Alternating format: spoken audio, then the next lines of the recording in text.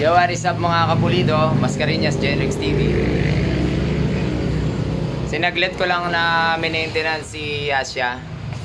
May tambay tayo. Pero close kami ngayon, Saturday. Medyo nabitin ako ng oras kahapon. Dahil magra-rides kami ng Pagudpod. Close kami ngayon, Saturday. Then bukas ng alas 2, batchi kami papagudpod. So, nag-minor maintenance ako kay Asya ngayon. Tsaka konting tono kagabi. So, for today, hinabol ko lang kasi nag-haul na talaga ako sa oras kagabi. Nag-change oil ako. Napakainit ng panahon.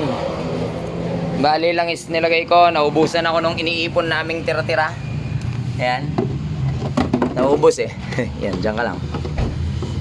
Naubos yan, so bumili na akong bago ko. Tapos naglagay akong Pertuba shot, metal treatment.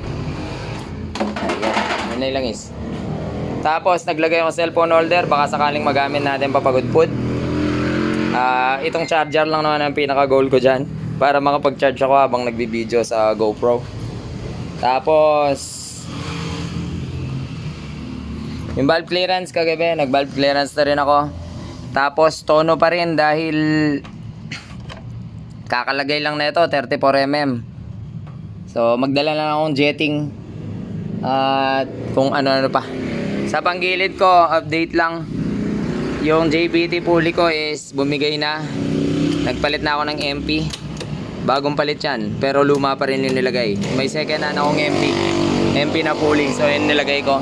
Bagong bola is straight 10 pa rin, MTRT. Stock center spring, stock clutch spring. Yun dati ko pa rin ano.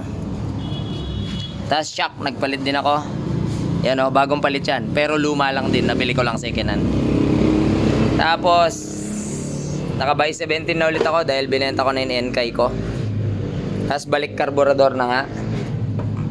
Yan, balik carburetor. Tapos bago refresh yung makina natin.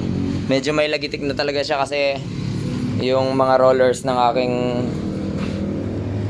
rocker arm ay medyo may konting alog na. Tapos syempre upon rides kailangan natin ng mga gamit.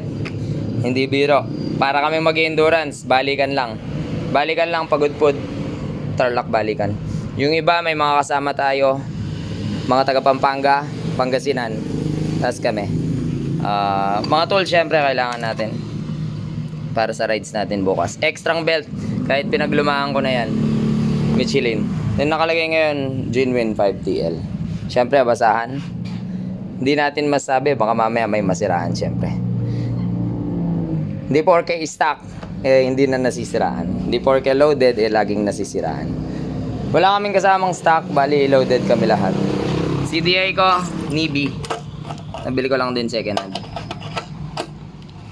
What else? Grip, nagpalit na rin pala ako ng grip. Brembo, joke lang yan, di naman totoong Brembo yan eh. Ano pa? Yung side mirror ko pala, tinanggal ko na, benta ko na lang yan. Alang-alang sa mga bashers na pakialamero.